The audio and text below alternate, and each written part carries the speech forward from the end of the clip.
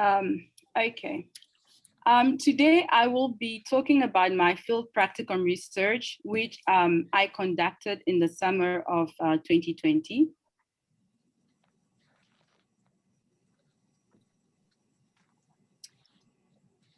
I started working on this research topic during the most recent racial unrest in the US, which revealed to me personally many of the racial inequities that I was not aware of. My area of study is Alachua County as appearing on the map.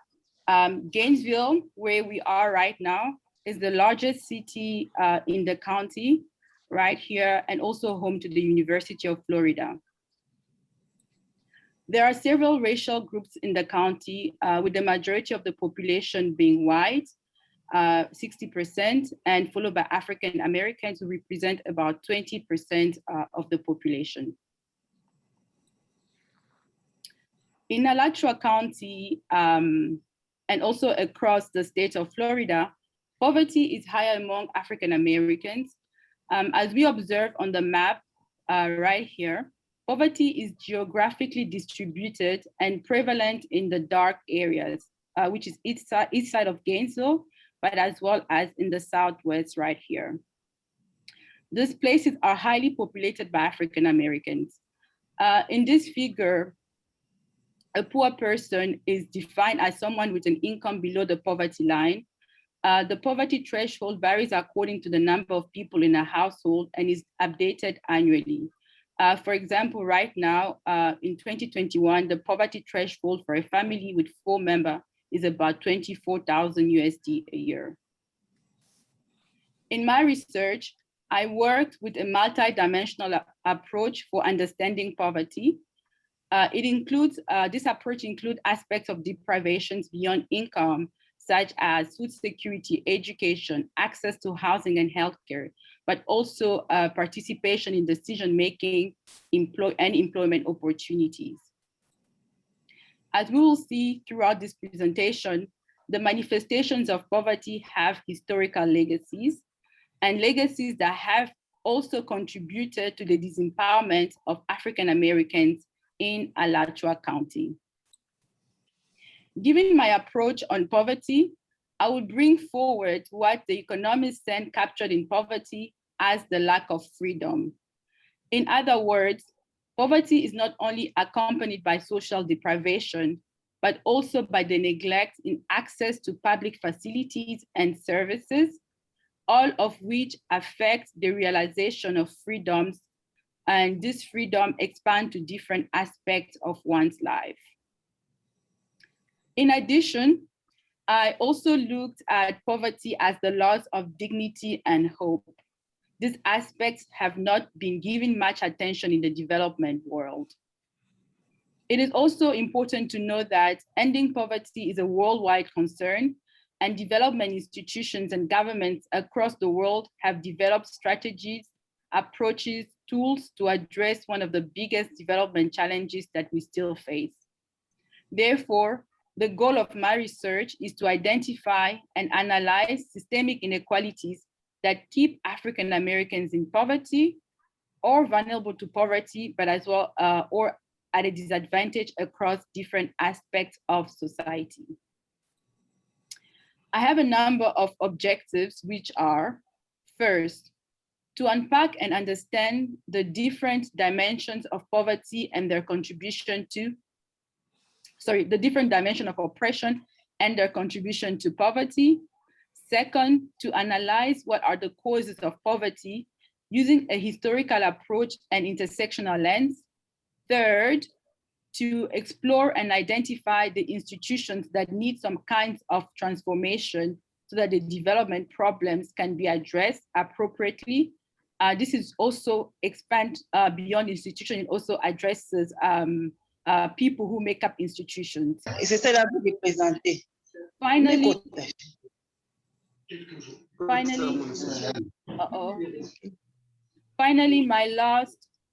Finally, my last objective is to provide some recommendations to Alachua County Remembrance Project, Board of County Commissioners. Sorry, can you please mute Sorry, I'm just gonna try to mute here.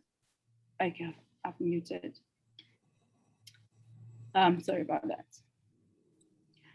Finally, my last objective is to provide some recommendations to Alachua County Remembrance Project, a Board of County Commissioners, and the Samuel Proctor Oral History Program, also known as POP, on how their respective work can also contribute to address racial inequities and poverty in Alachua County.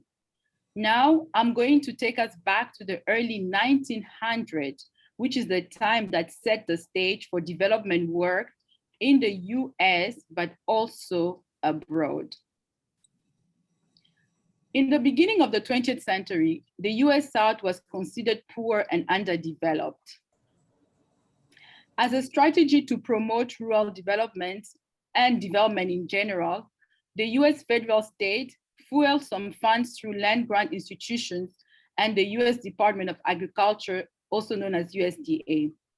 That is how the USDA Cooperative Extension Service was created to follow suit with the modernizing of farming and promote rural development.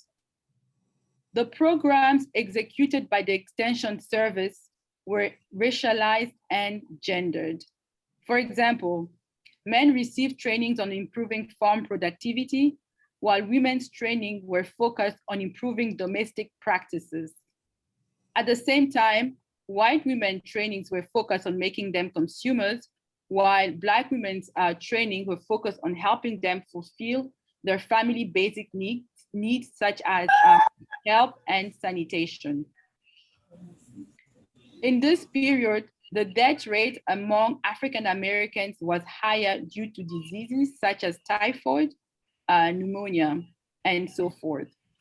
For example, in 1905, Florida death rate per 1,000 was 7.3 for Blacks and 6.1 for whites.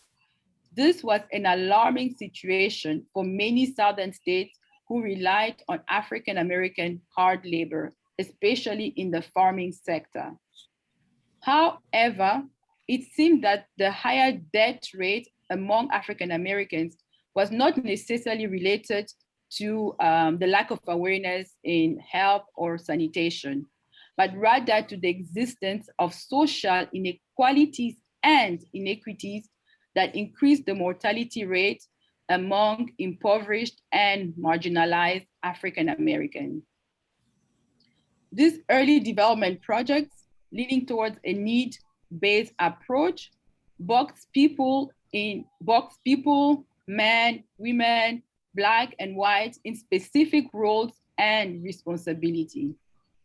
I added this photo here to depict the perception of poor or the image of poor people.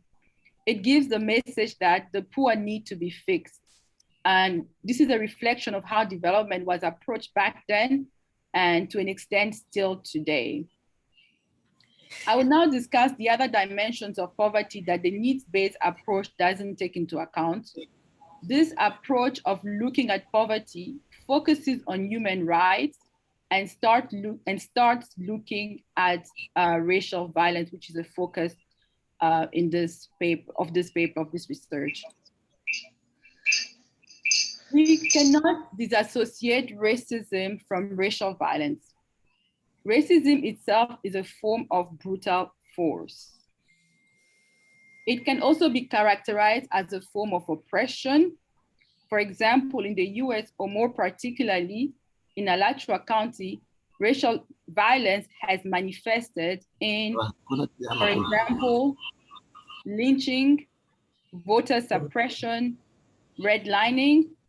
Redlining was a system put in place by the Federal Housing Administration around the 1930s. It denied African Americans access to services such as mortgages and home insurance offered by the federal government and local agencies. Although this was around the mid of the 20th century, today redlining through more nuanced ways is still an issue. For example, Gainesville is among the 3 southern cities where African Americans are more likely to be denied a loan than other racial groups. Florida had the highest per capita lynching in the South. I'm sorry, can people please mute their microphones for this presentation throughout the meeting? Angie, make me a co-host, and make one of us a co-host. I can help you muting people whenever. Okay. You can mute them, Ange. So.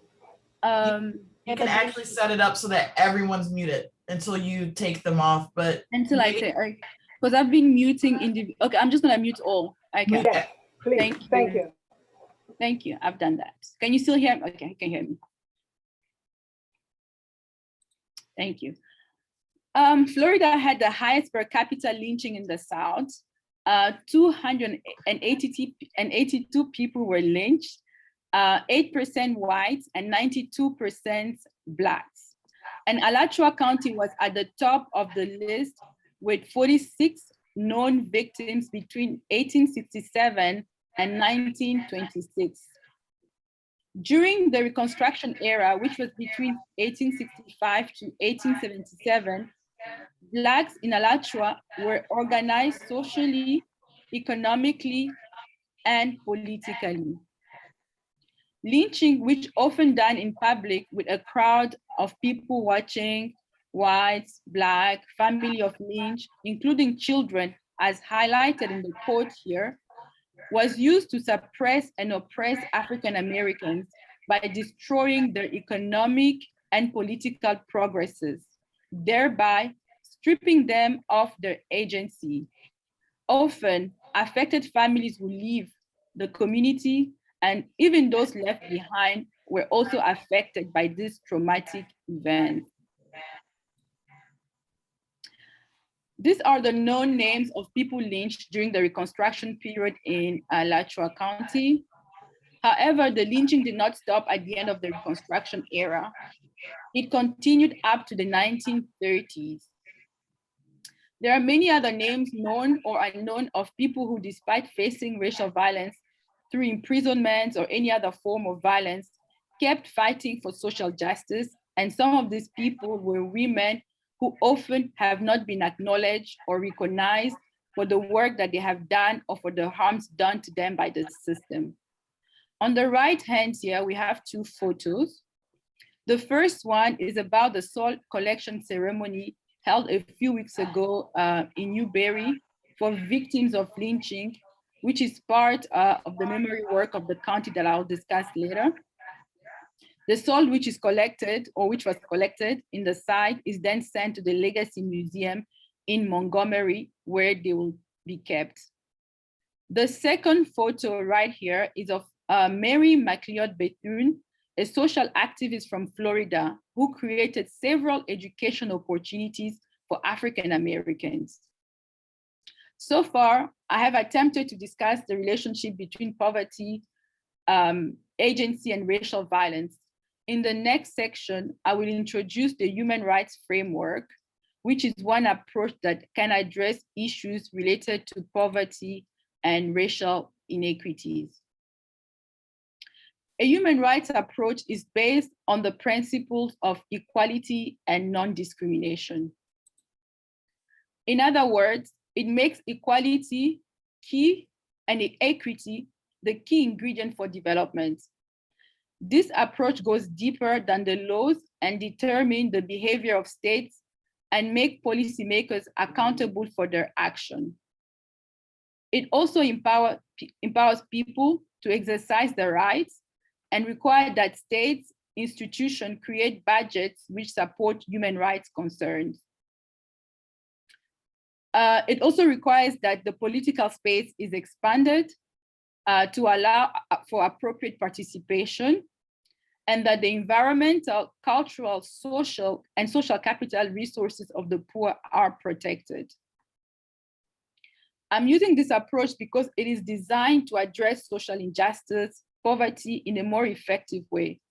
However, it is not complete, as it does not address fully the loss of aspiration or, for example, or dignity, but it still provides space for them to be addressed somehow. Another system still under this approach that is designed to also address social injustices and racial inequities, once understanding of drivers of poverty and social injustice are better understood, is reparation, which I will discuss next. Reparation is a system designed to make up for past injustices. For example, South Africa went through some reparations at the end of apartheid by setting a Truth and Reconciliation Initiative to lead institutional reforms and compensation.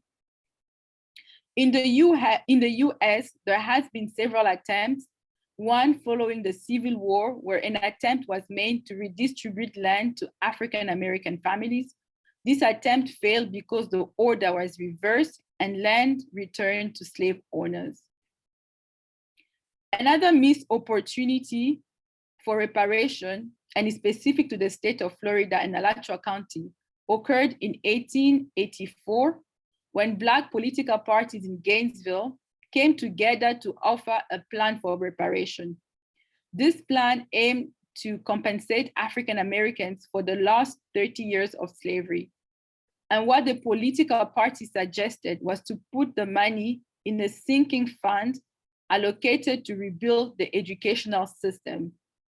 According to one of the participants of my study, if this plan was approved, it would have placed Florida at the forefront of education in the entire US. Another attempt was in 1993, which included some policies to help citizens come out of the Great Depression. Again, African Americans were excluded from the benefits. Some encouraging news is that recently the city of Evanston in Illinois approved a $400,000 budget reparation payments to Black residents through the local restorative housing program. Some 16 eligible families may benefit from this plan. Another form of reparation is through the use of memory, which we will discuss next. Memory is a process to remember, lay claim, understand, but also present what happened in the past. It is different from history because it is open to a subjective narrative of the past. And it is a collective process putting these memories to society so that we all remember. In 2018, the Alachua County Board of County Commissioners set up the Alachua County Truth and Reconciliation Initiative. This was done in order to honor the victims of racial violence and educate communities about the county's history. This is when the Remembrance Project was created to carry the work on memory. I conducted my field practicum with the University of Florida Samuel Proctor Oral History Program, whose mission is to collect, preserve, and promote the living history of all people, regardless of color, ethnicities, and geographic location. SPOP has been engaged in the Remembrance Project and has been playing a critical role in the historical committee of the Truth and Reconciliation Initiative. I will now introduce my conceptual framework, laying out the ideology and tools which have been used in my research. There are three major components in this conceptual framework. I use a historical approach and intersectionality lens to understand African American experiences of oppression, but also of liberation. I specifically use these experiences to explore the drivers of disempowerment among African Americans. In this research, there are three drivers of disempowerment, which are historical legacy, such as racial violence, slavery, segregation, discriminatory policies and practices, for example, redlining, and any other forms of discrimination, and deprivation, which is related to poor access to education, housing, health services, and so on. Right in the middle here, we find that that this interaction gives into what we discussed earlier, multi-dimensional poverty, which in this context, it is a product of disempowerment. And then right here next, we have the human rights framework, which offers 3 dimensions that are important to address the roots of multi-dimensional poverty. In this context, there are participation, accountability, and reparation. Change is slow, an iterative process of interrogating the drivers of multidimensional poverty and learn about progress along the way. So this approach, for example, may require, again, a lot of trial, and because it's not a process that will have, let's say, favorable outcome at the first trial. So it is an iterative process. With that in mind, I will look at the research questions.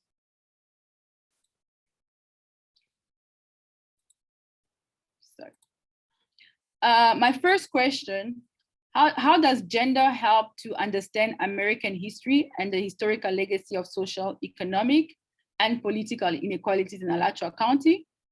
My second question is, how does history influence intersectionality? And third is, how deep is the relationship between poverty and intersectionality? I will later on explain whether it was possible to answer these questions, and if not, what questions should have been asked.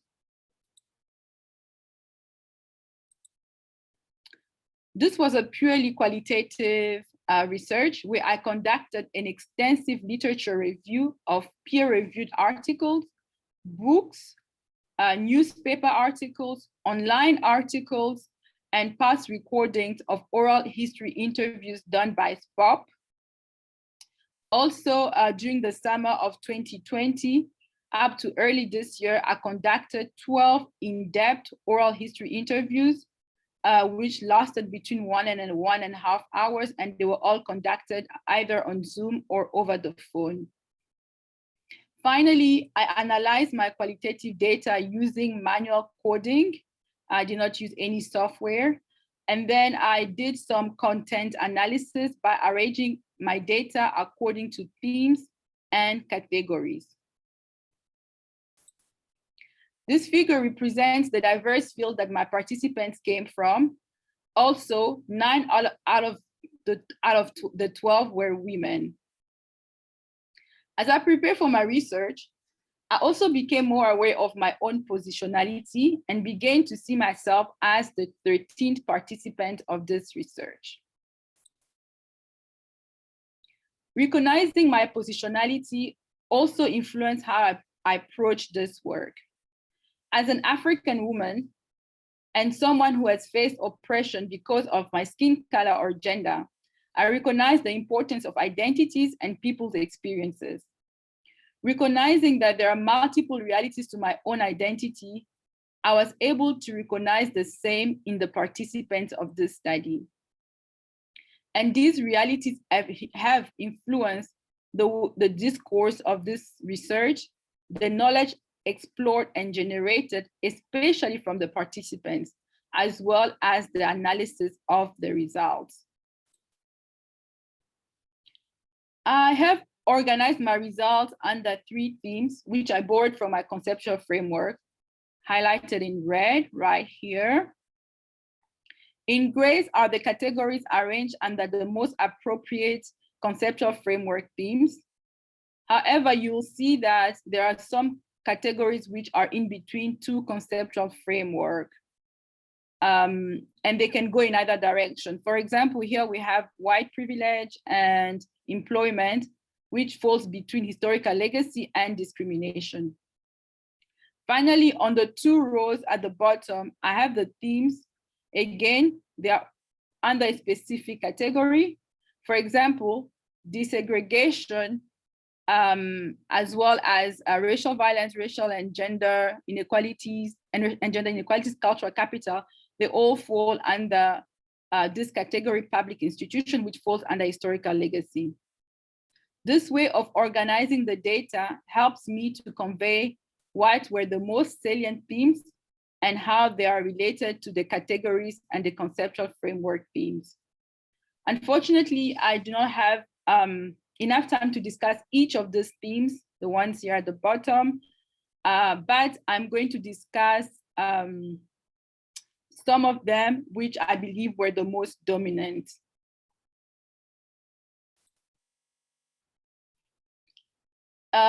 In discussing the historical legacy which have influenced the agencies of African Americans in Alachua County, we have to begin by mentioning slavery, which was a major system of producing cheap labor, especially here in Florida. During slavery and years after, Florida was known as a place where labor was one of the cheapest.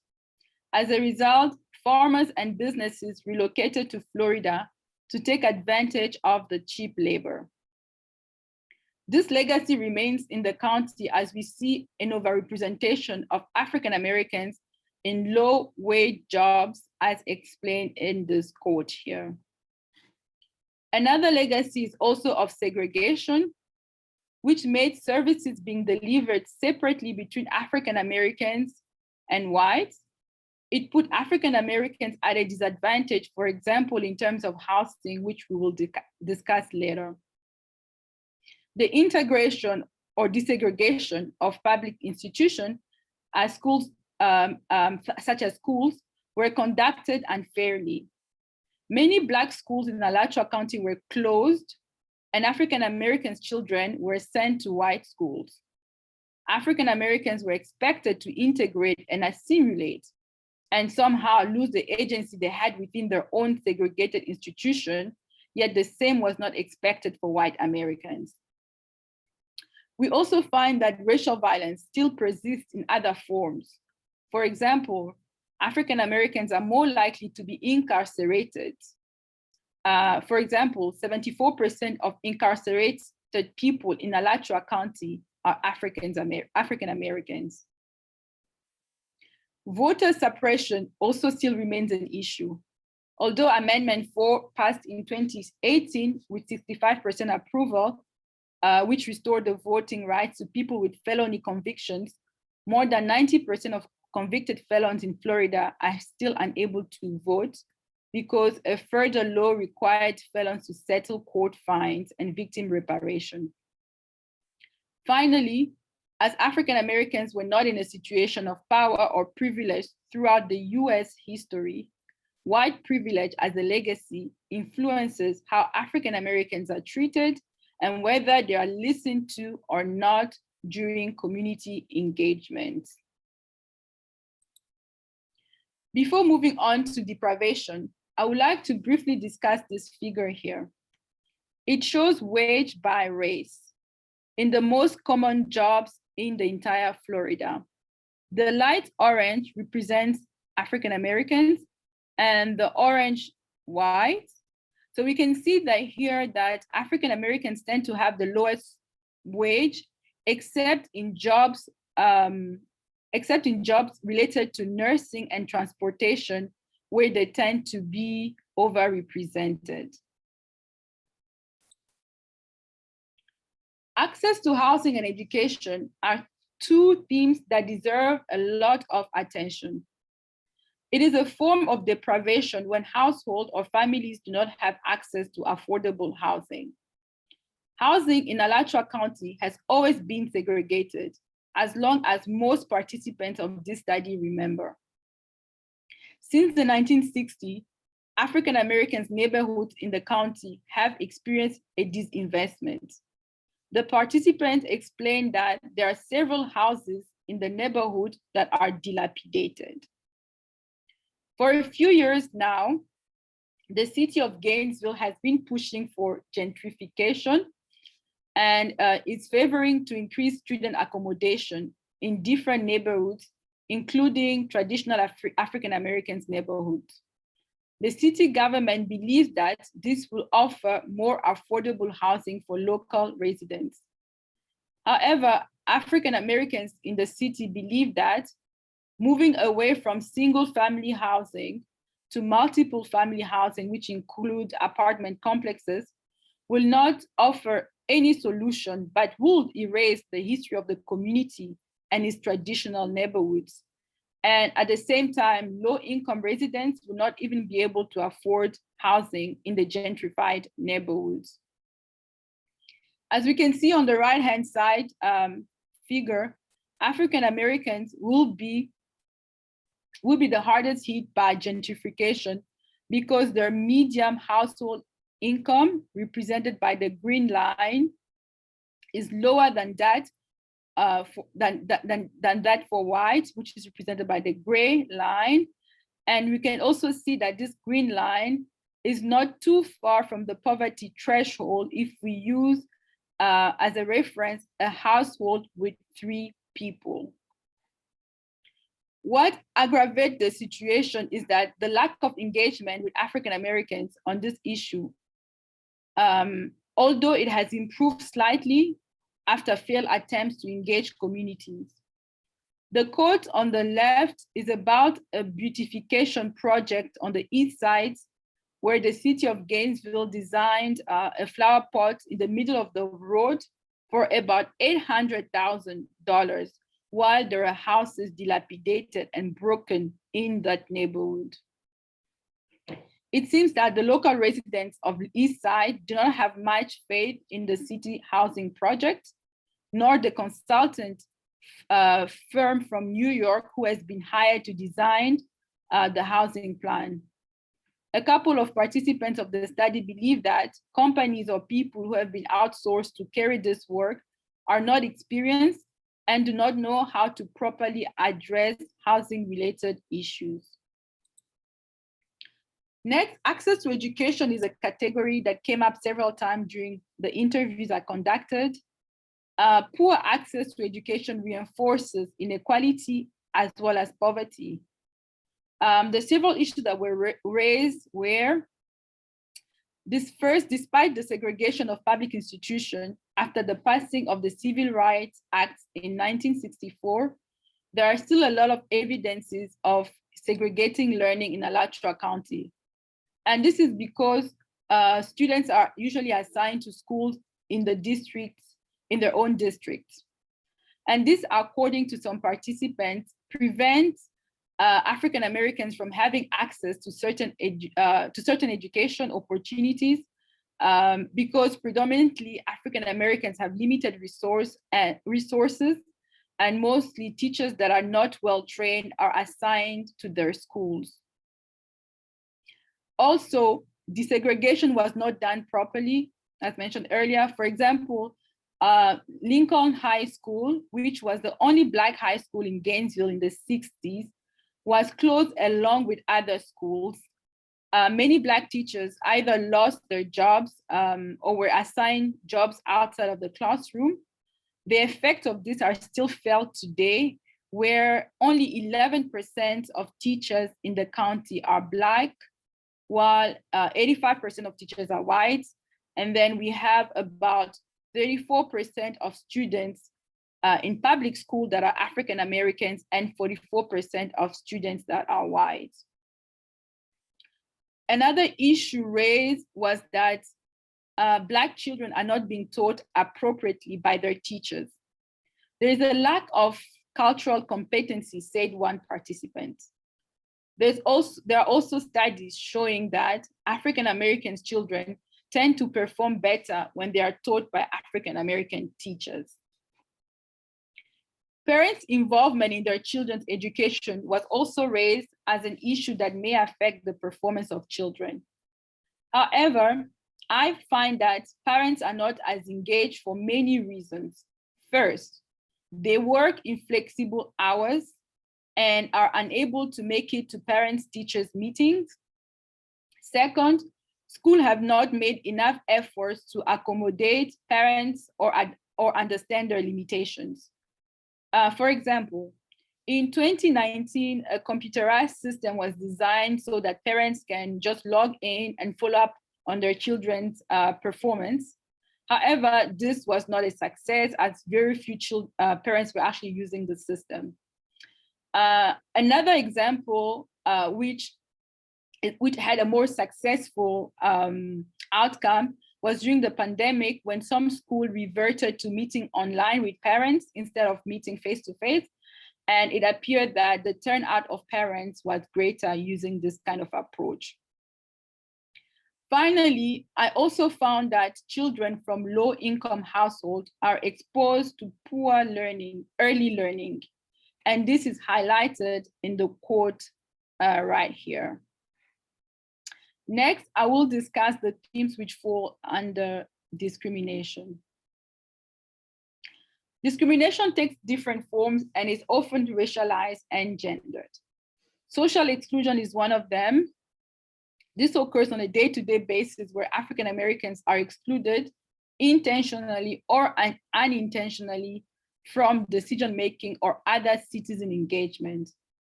One participant said that there should be a lot of efforts directed at including African Americans in the early stage of initiative or program development, and this should be done intentionally.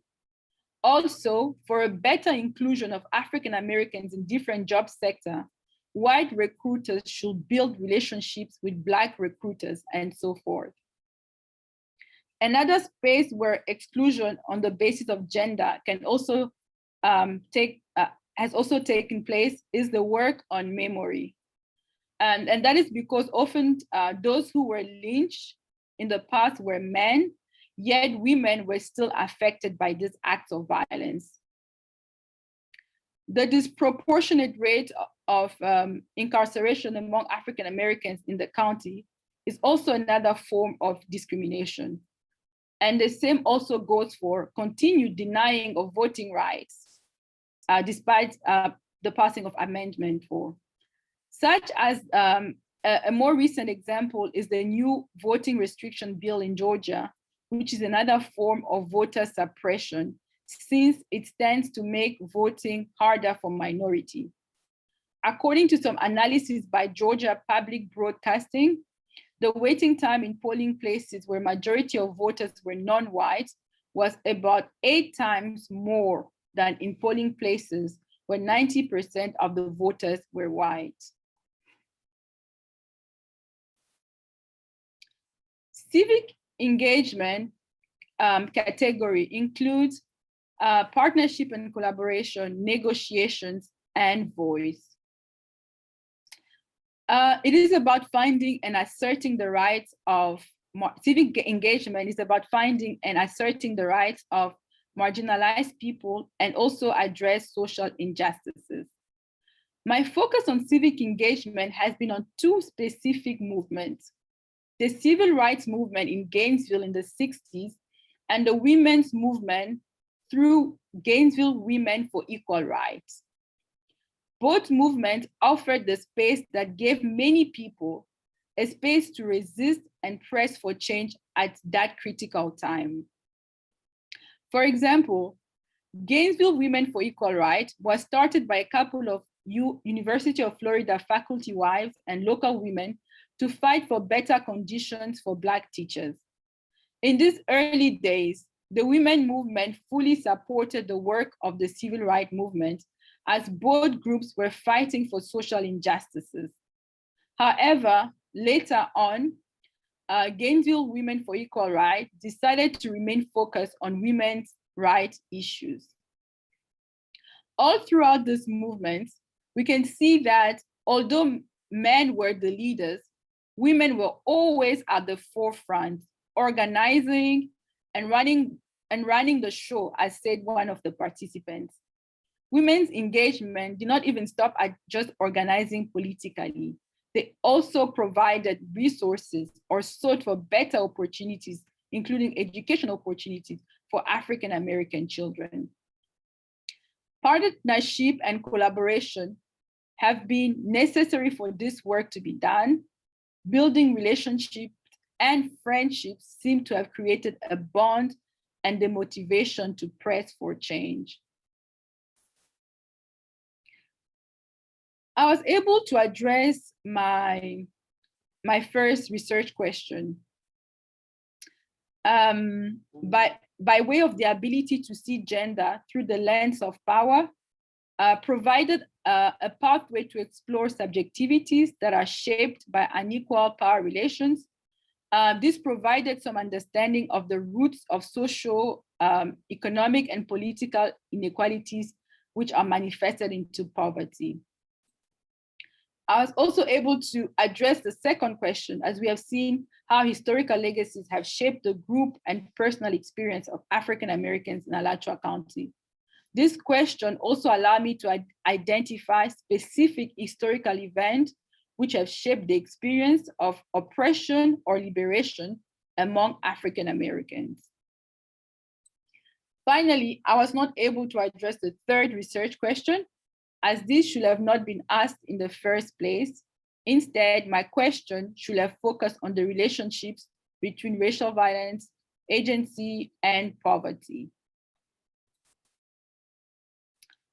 It is important to recognize that the work that SPOP, Samuel Proctor Oral History Program, and others are carrying is important as it addresses racial violence, which is a key element in poverty, as we have seen that racial violence leads to oppression, which together with other factors like discrimination and deprivation leads to disempowerment and then multidimensional poverty. Although many discriminatory practices may have been addressed through the policies such as the Affirmative Action, Civil Rights Act, there are still many discriminatory practices on a day-to-day basis that African Americans have to face. I also find that across different scales, but particularly on issues related to housing, there is very little engagement between the city or county governments with local communities. Diversity was suggested by some researchers as a solution to address racial inequities. Although diversity itself can be a good element, I find in this research that there are a lot of limitations to diversity strategies.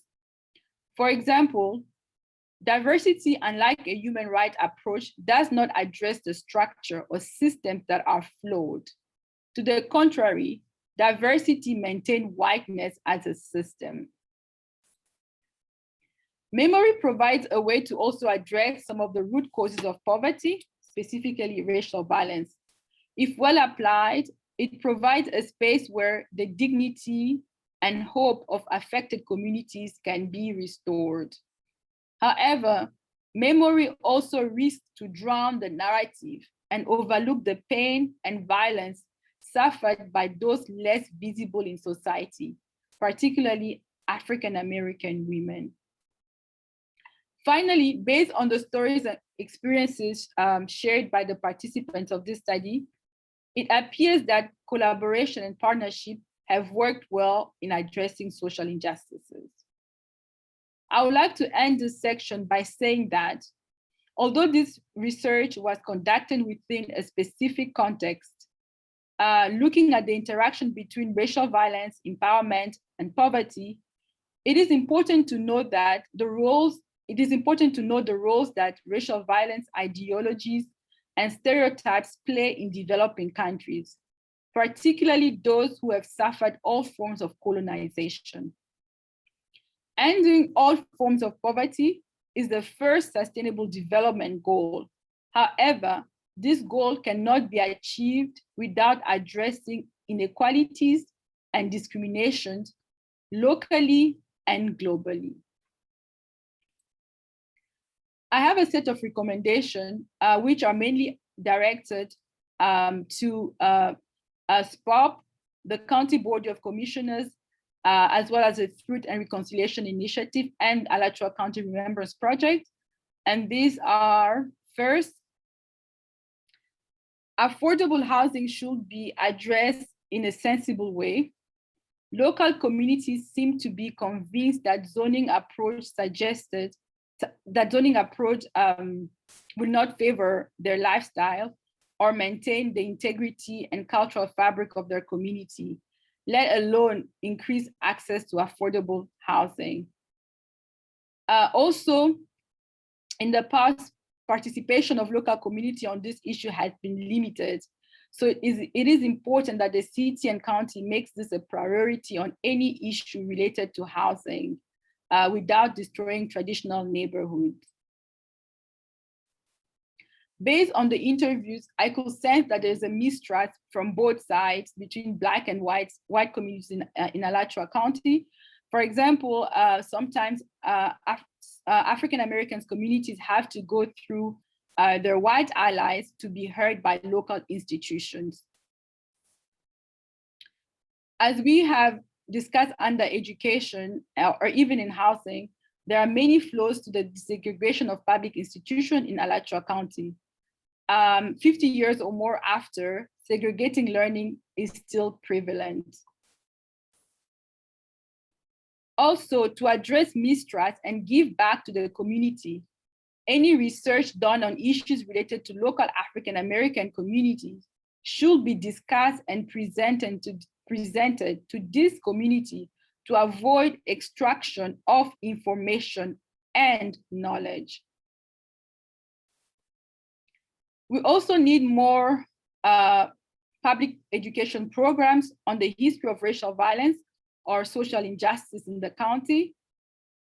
This is very important as all of us are accountable somehow to the people and places where we engage professionally and personally. Taking part in such programs may provide a space for people and local institutions to make an inventory and identify action and practices that need to transform in order to begin addressing social injustice. As one of the participants said, once we start doing the inventory, it becomes easier to identify where along the system we need to intervene. Desegregation of schools left many Black teachers demoted and disempowered. As a result, to this day, the ratio of Black teachers to Black students is very low in the county. The public schools of Alachua County should make it one of the priorities to improve this ratio.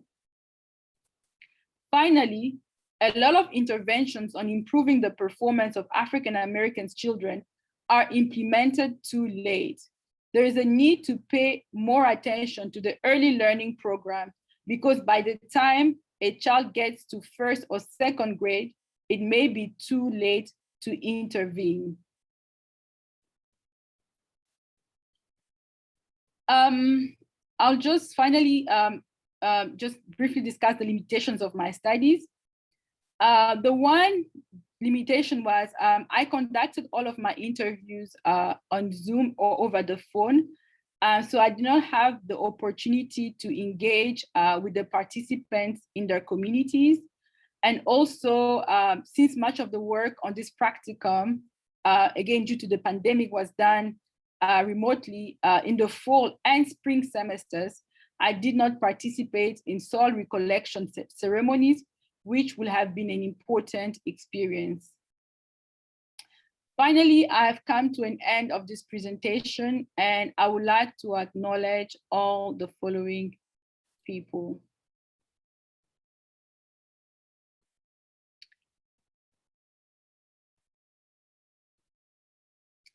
And thank you everyone for attending this presentation. Yes, we're ready to receive your questions now.